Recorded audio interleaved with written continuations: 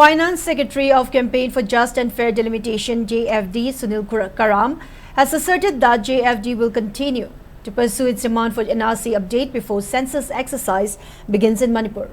Representatives of JFD and 14 CSOs Kanglei Park met Home Minister Govindas Konthaujam yesterday. The meeting was also attended by Commissioner Home and Ashok Kumar and Joint Secretary Dr. M. Vitu. In a meeting, Home Minister Govindas Konthaujam assured to apprise Chief Minister Yumnam Khemchan on the demand of people and CSOs of Manipur. Speaking to media after the meeting, Sunil Karam said state government remains oblivious to people's demand, but JFD will continue with its pressure to ensure that NRC update is carried out first before continuing its census, and this remains non-negotiable. He urged state government to come out with a concrete stand by today and to clarify that to the public.